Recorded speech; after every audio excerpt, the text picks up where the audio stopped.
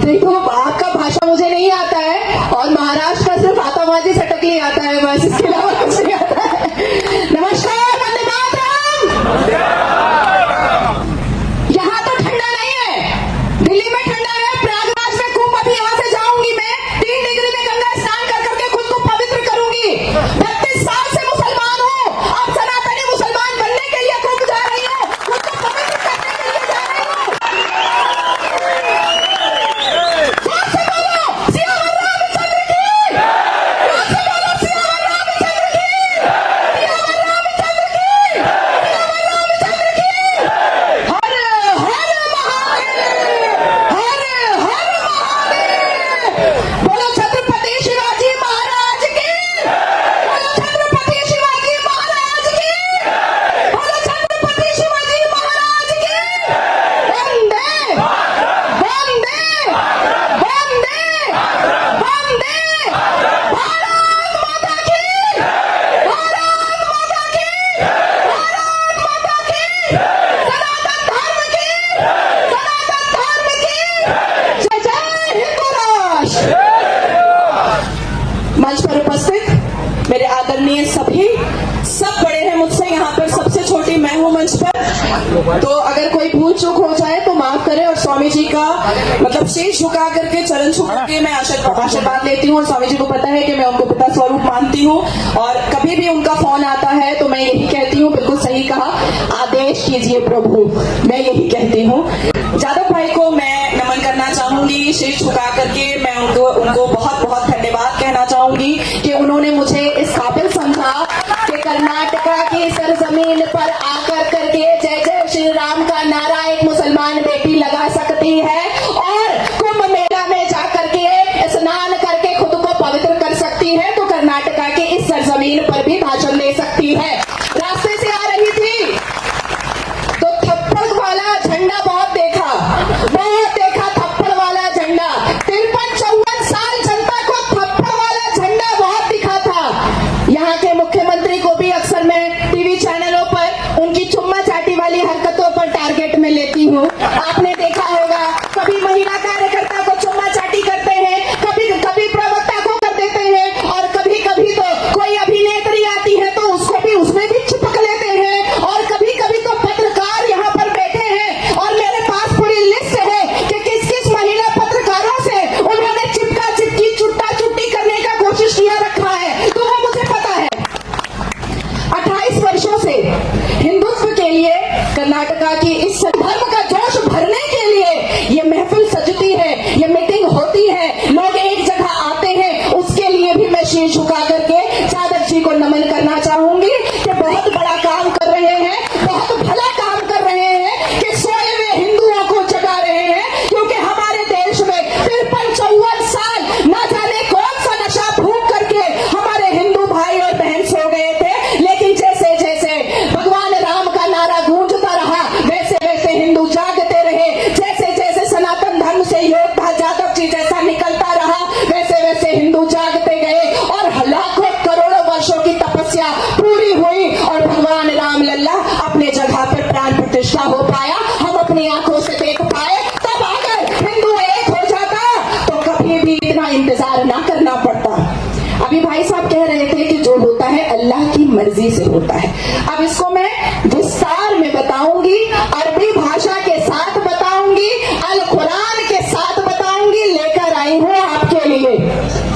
आज टटोलूंगी भी, तोलूंगी भी, मोलूंगी भी और बोलूंगी भी। मुसलमान हिंदुओं को काफिर बोलता है अल्लाह की मर्जी से। मुसलमान 6 साल की बच्ची में औरत ढूंढता है अल्लाह की मर्जी से।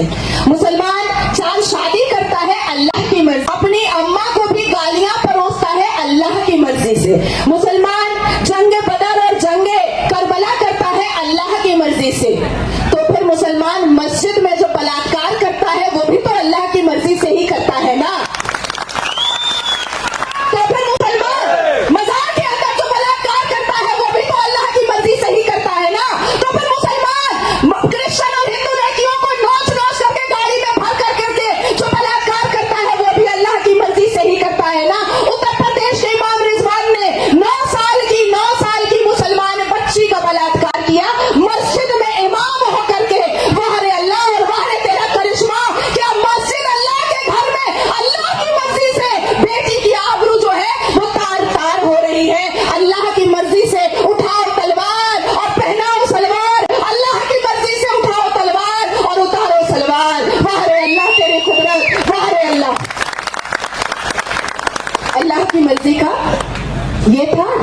इलेक्शन। अब आते हैं,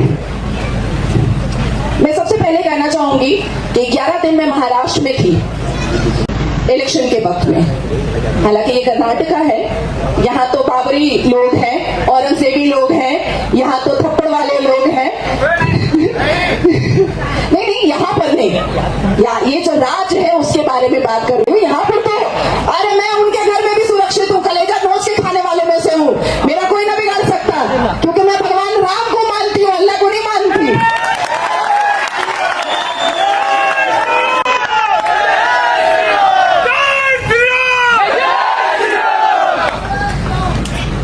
महाराष्ट्र में 11 दिन इलेक्शन के दौरान मैंने देखा सज्जाद नुमानी साहब, स्वामी जी को याद होगा, सज्जाद नुमानी साहब ने फतवा जारी किया। इसमें भी देखिए अल्लाह की मर्जी, भैया मैं आपको बताऊंगी, आज पूरा डिटेल बताऊंगी। सज्जाद नुमानी साहब ने फतवा जारी किया। फतवा कहाँ आता है, कौन सी आयत में आता है, किस रुकू में आता है, वो भी मैं आपको बताना चाहूंगी। सूरह निसा वर्सेस 127 में फतवा आता है, ठीक है। सज्जाद नुमानी साहब किस लिए फतवा जारी कर रहे थे? माशाल्लाह माशाल्लाह कांग्रेस को वोट कर दीजिए, माशाल्लाह माशाल्लाह उद्धव ठाकरे को वोट कर दीजिए, माशाल्लाह माशाल्लाह असदुद्दीन अवैसी रजाकार के फौज के दलाल को वोट कर दीजिए। अब जानना ये है कि 1936 में पहली बार कुरान प्रिंट हुआ। अकल के पट्टे खोलिए और गौर से सुनिए, तो ये लिब्रांडो वाला जो नेचर है ना वो निकलेगा, जो दूर दूर तक भी अभी बाकी बचा हुआ है लिब्रांडो वाला नेचर। कि क्या हुआ, भाईचारा है, क्या हुआ, कन्या चमनी तहजीब है, अरे चारा आप है, भाई भाई वो है, तेरा मेरा रिश्ता क्या लाई लाई है सिर्फ। तो ये फतवा नाजिल हुआ था सूरह निसा वर्स 127 1450 साल पहले। तो 1450 साल पहले क्या अल्लाह तबारक ताला को ये पता चल गया था कि नेहरू मामू जो है और इंदिरा गांधी जो है वो कांग्रेस लेकर के आएंगी? ये पता चल गया था अल्लाह ताला को, जो फतवा वोट के लिए जारी हो रहा था।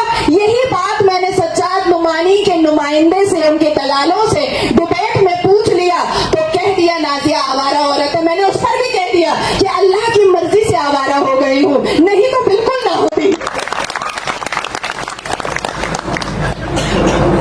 हमने इस्लाम में बहुत कुछ देखा है, समझा है। सवैयों के बारे में आप लोगों को तो हिंदुओं को सबसे ज्यादा पता होता है। शीर कोरमा ईद आ गया है, अरे चलो चलो उसके यहाँ जाते हैं, आज ईद है, सवैयां खाते हैं। उसके 1.5 महीने के बाद बकरीद भी आता है, और जिस गाय को आप पूजते हैं उसको वो काटते भी हैं। तो 1.5 महीने पहले सवैयां खाने से पहले ये सोच लीजिएगा कि जिसके प्याले में जाकर के सवैयां खाने वाले हैं, 1.5 महीने के बाद वो गोरू भी काटेगा, गाय भी काटेगा, और आप जिसको पूजते हैं उसको तो काटेगा। आप गाय को पूजेंगे वो काटेगा, आप बेटी पूजेंगे वो काटेगा, आप काले हिरण को पूजेंगे वो काटेगा, आप धरती माँ को पूजेंगे वो लूटेगा, आप अपने घर को मंदिर बनाएंगे वो तोड़ेगा, आप मंदिर में जाकर के पूजा करेंगे वो उसको भी तोड़ेगा। जय श्री राम, जय श्री राम। अब समझ आया? अब समझ आया कि सवैया नहीं खाना है, खाना है सवैया, खाना है सवैया। और अगर खाना तो माँ काली के चरणों का उठा हुआ प्रसाद खिलाकर दिखा दो, खिलाकर दिखा दो। इस्लाम के मानने वालों को अगर खा लिया तो मेरे नाम का कुत्ता पाल लेना। आप हल्दीराम से भेजते हो, पैक पुक कर करके ठूस लेता है। मांगने की जो आदत है, फितरा दे दो, ज़कात दे दो, डोनेशन दे दो, कोटा दे दो, अरे मेरा हक है, हमको देना होगा, हम मुसलमान हैं। अरे भैया मुसलमान हो तो चैन से रहो ना, काहे को बौखला रहे हो? इस्लाम सिखाता है मुस्लिम पुरुषों को चाचा मर जाए चाची से निकाह कर लो, मामा मर जाए मामी से निकाह कर लो, फूफा मर जाए, मतलब आप लोग इसको बुआ बोलते हैं, फूफा मर जाए फूफी से निकाह कर लो, बहन से निकाह कर लो। तो मुझे ऐसा लगता है कि माँ को क्यों छोड़ रहे हो? उसमें भी बिस्मिल्लाह कर ही लो, लुंगी उठा ही लो, कर ही लो उससे भी निकाह, उसको क्यों छोड़ना? सौतेली माँ पर तो हाथ मारता ही है मुसलमान ले पंगे, उसको भी नहीं छोड़ना चाहिए। तो ये है इस्लाम की खूबसूरती। इस्लाम के जस्टिफिकेशन पर आज बांग्लादेश में क्या हो रहा है, क्या आप भूल सकते हैं? इस्लाम के जस्टिफिकेशन पर आज किस तरीके से बांग्लादेश के हिंदू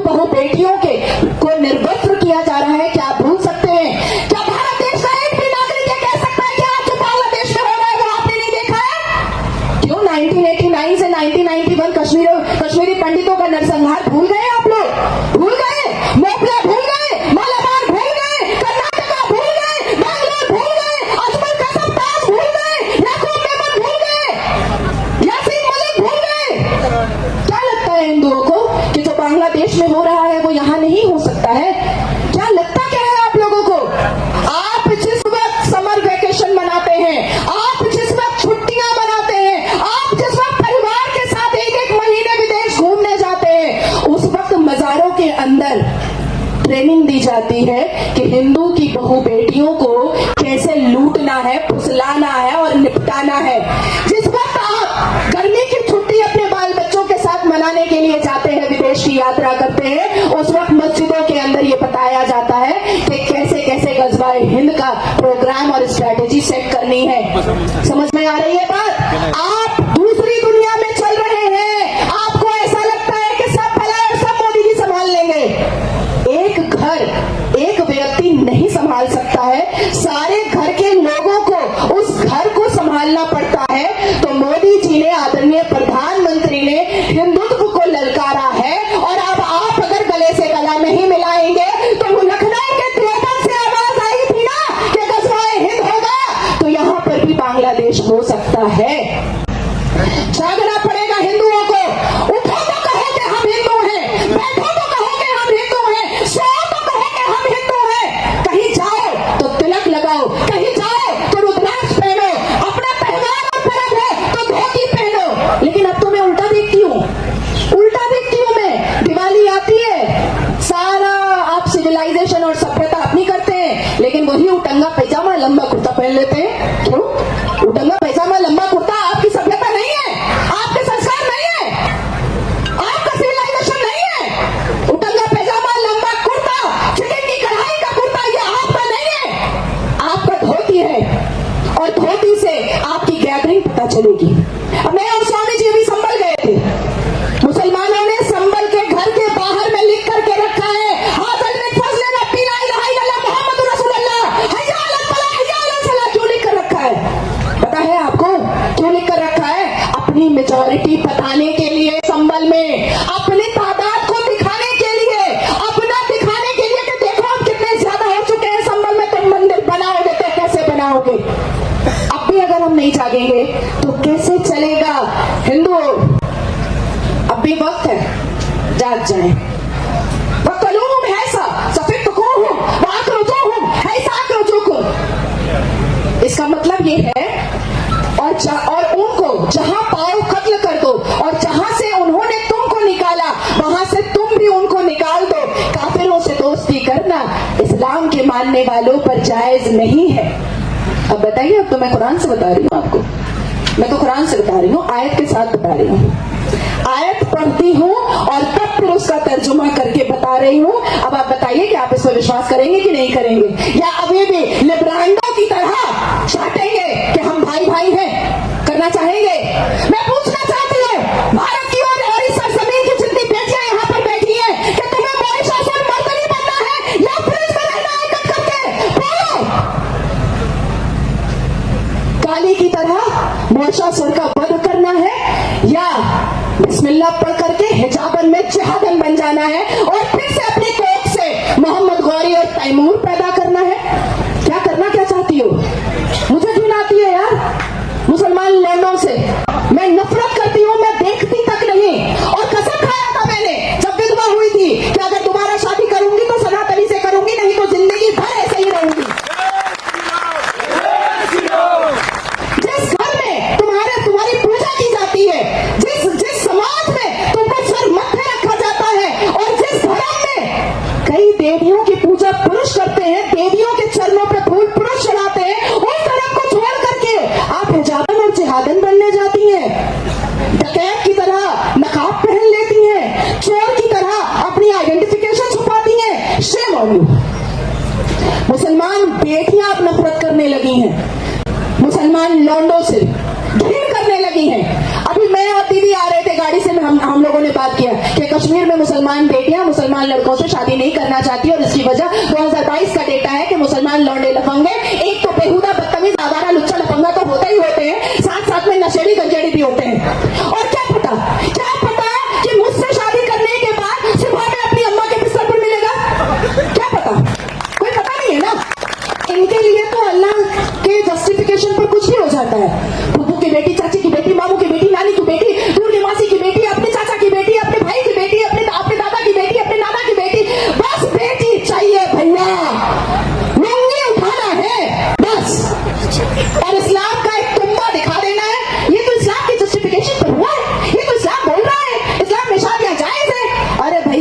खाने को नहीं है, पहनने को नहीं है, बाथरूम नहीं बना पा रहे हो, रोटी कमा रहे हो तो सब्जी नहीं ला पा रहे हो, भात लेकर आ रहे हो तो बच्चे का पैम्पर नहीं ला पा रहे हो। लेकिन औरत और लुंगी का जो रिश्ता है, इस्लाम शुरू दुपट्टे से होता है, इस्लाम खत्म ब्लाउज पे हो जाता है, इस्लाम शुरू आतंक से होता है, इस्लाम खत्म सलवार उतारने पर हो जाता है, इस्लाम शुरू गोली बारूद से होता है और इस्लाम खत्म काफिरों पर हो जाता है।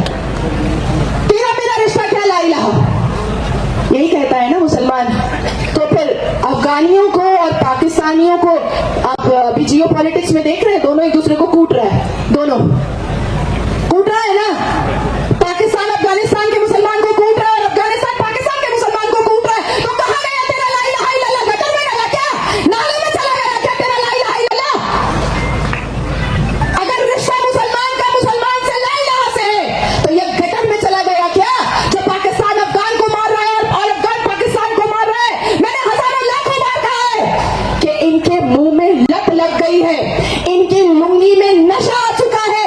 ये जब तक काफिरों की बेटी मिलती रहेगी ये लूटते रहेंगे, जब तक काफिर मिलते रहेंगे ये काटते रहेंगे, जब तक बहुएं मिलती रहेंगी काफिरों की ये खूंटते रहेंगे, और जब नहीं मिलेगी तो मुसलमान फिरके के नाम पर एक दूसरे को लूटेगा, काटेगा, पीटेगा, यही करेगा। और यह हो रहा है अल्लाह की मर्जी, और यही वजह है कि अल्लाह की मर्जी से फलस्तीन और हमास प्लेग्राउंड बन रहा है।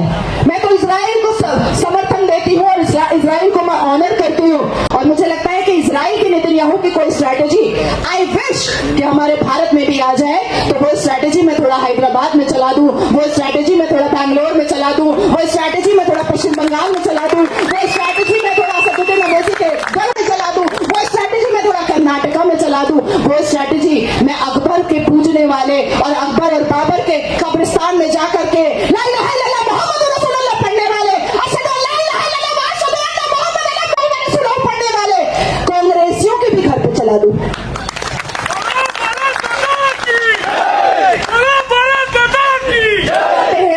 कुछ बहुत इंपॉर्टेंट टॉपिक पर जिसको जानना समझना बहुत जरूरी है। मुद्दा है बटेंगे तो कटेंगे। जाहिर सी बात है, एक उंगली रहती है तो तोड़ने वाला बहुत आसानी से तोड़ देता है, पर ये 5 हम मुट्ठी बनाते हैं तो तोड़ने वाले के लिए बहुत दिक्कत हो जाती है। और जो कह रहा है कि हम जाति जनगणना करवाएंगे, कास्ट सेंसस करवाएंगे, मुझे याद है कि सुप्रीम कोर्ट के गेट डी के बाहर में मैंने कहा था कि राहुल गांधी जी हिंदुओं का जाति जनगणना बाद में करवाइएगा, क्योंकि इनका शमशान घाट एक ही है। मरता अगर डोम है तो भी उसी शमशान घाट में जाता है, मरता अगर ब्राह्मण है तो भी उसी शमशान घाट में जाता है, लेकिन हम मुसलमान से 72 फिरका वाले का कब्रिस्तान अलग अलग है। मैं सुन्नी में आती हूँ, शिया का कब्रिस्तान मेरे को उड़ा के फेंक देगा कुत्ता बिल्ली समझ करके, वहाबी का कब्रिस्तान मेरे को उड़ा के फेंक देगा। तो हमारे लिए ज्यादा जरूरी है। और बोलता कौन है राहुल गांधी कि मैं जाति जनगणना करा के रहूंगा। अच्छा, इंदिरा गांधी जी ने क्या कहा था? साथ पे ना पात पे मोहर लगेगी हाथ पे। राजीव गांधी जी ने क्या कहा था? साथ पे ना पात पे, इंदिरा गांधी जी की बात पे मोहर लगेगी हाथ पे। आएगी कांग्रेस की सरकार, यही कहा था ना। अब राहुल गांधी ने क्या कह दिया? साथ पे ना पात पे, इंदिरा गांधी जी की बात राहुल गांधी की लात पे। यही हो गया है ना। दादी भी कहती थी कि साथ और पात पे कोई भी आलोचना या भारत देश में इस तरीके का बंटवारा नहीं होने दिया जाएगा। राजीव गांधी भी यही कहता था अपने स्पीच पे कि जात और पात पर आलोचना करके किसी भी तरीके का कोई भी नफरत भारत देश में नहीं लाने दिया जाएगा। लेकिन देखो जॉर्ज सोरोस का नाजायज औलाद, लेकिन देखो चाचा नेहरू ने जो मामू बनाया उसकी प्रथाओं को कैसे आगे बढ़ा रहा है, और पक्का क्रिश्चियन सोनिया एंटोनियो का औलाद, पेट से निकला हुआ बेटा, जात और पात के नाम पर आपको अलग करने की कोशिश कर रहा है, और आप जात और पात के नाम पर अलग हो भी रहे। अरे कैंडिडेट ब्राह्मण है, हम क्यों वोट देंगे? क्यों नहीं दोगे? वो हिंदू है, क्यों नहीं दोगे? अरे कैंडिडेट तो छेत्री है, हम वोट नहीं देंगे, क्यों नहीं दोगे? जिस भगवान की पूजा आप करते वो नहीं करता क्या? जिस गणेश जी की पूजा आप करते वो नहीं करता क्या? जिस माँ दुर्गा की पूजा आप करते वो नहीं करता क्या? जिस राम भगवान की प्राण प्रतिष्ठा के वक्त हम सबके घर में दीप जला, मैं मुसलमान बेटी होकर के मैंने 51,000 दीप जलाया, तो वो नहीं करता क्या? आप कैसे पासी को दे दिया टिकट? हाँ, हम तो यहाँ पर पूरे के पूरे ब्राह्मण है, हम पासी को वोट करेंगे। अरे बेवकूफो, सोचो मुसलमान वोट करता है किसको?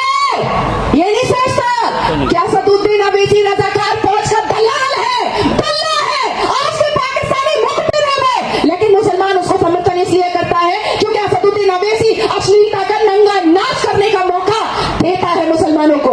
मुसलमान आज भी कांग्रेस को इसलिए समर्थन देता है क्योंकि कांग्रेस हमेशा उनको अश्लीलता का नंगा नाच करने का मौका देता है। सर्वोच्च न्यायपालिका होते हुए भी all India Muslim personal law board हमारे देश में क्या कर रहा है? कांग्रेस की देन है ना। मुसलमानों को शरिया मानने की अनुमति कांग्रेस ने दिया ना, तो मुसलमान ये सोचकर वोट करता है, वो ये नहीं सोचता वोट के लाइन में खड़ा हो करके ए नाजिया तुम सुन्नी हो ना, ए शबाना तुम शिया हो ना, ए फरजाना तुम वहाबी हो ना, ए रिहाना तुम देवबंदी हो ना। हम नहीं करते, बिल्कुल नहीं। मुसलमानों की सोच आतंकी होती है। अच्छा असदुद्दीन अवैसी, हाँ ठीक है, इसको वोट करो, इसको वोट करो, हिंदू लड़की का रेप करेंगे तो ये हमको बचाएगा। और होता है ऐसा, होता है ऐसा। आपने कभी सुना कि सज्जाद नुमानी ने महाराष्ट्र में पाल घर में जब एक साधु का नरसंहार किया गया, जेनोसाइड किया गया, तो सज्जाद नुमानी ने कोई भी फतवा जारी किया? नहीं किया, नहीं किया, लेकिन कांग्रेस के समर्थन के लिए फतवा जारी किया। अब बात आती है वक्फ बोर्ड की। वक्फ बोर्ड को वैनिश होना चाहिए, खत्म होना चाहिए। Waqf board is just a simple land mafia, nothing else. और आज अगर केंद्र की सरकार ये निर्णय ले लेती है और वक्फ बोर्ड को वैनिश कर देती है, इरेज कर देती है, मैं बड़ी जिम्मेदारी से आपको ये बात कह रही हूं कि मुसलमान वक्फ बोर्ड को नहीं बचा पाएगा। अब पूछिए कि कैसे नहीं बचा पाएगा। ये रहा अल कुरान, क्या इसमें वक्फ बोर्ड का जिक्र है? नहीं है। पूरे 30 पारा में, पूरे 30 पारा के सारी आयतों में, सारी सूरतों में, सारे के सारे चैप्टर में, अरबा में, निस्फ में, सलासा में, खत्मुल कुरान में, कहीं पर भी वक्फ बोर्ड का जिक्र नहीं है। संविधान सबके घर में होगा ना? क्या संविधान में वक्फ बोर्ड का जिक्र है? किसी चैप्टर में, किसी सब सेक्शन में, किसी आर्टिकल में है? नहीं है। नॉलेज रखिए, नहीं है। तो आज अगर केंद्र की सरकार वक्फ बोर्ड को वैनिश कर देती है कल सुबह उठ करके, तो मुसलमान वक्फ बोर्ड को बचाएगा कैसे? क्या सर्वोच्च न्यायपालिका जाएगा? और जाएगा तो जज साहब क्या पूछेंगे कि किस आर्टिकल के तहत आप वक्फ बोर्ड को बचा रहे हैं, किस सब सेक्शन के तहत आप वक्फ बोर्ड को बचा रहे हैं?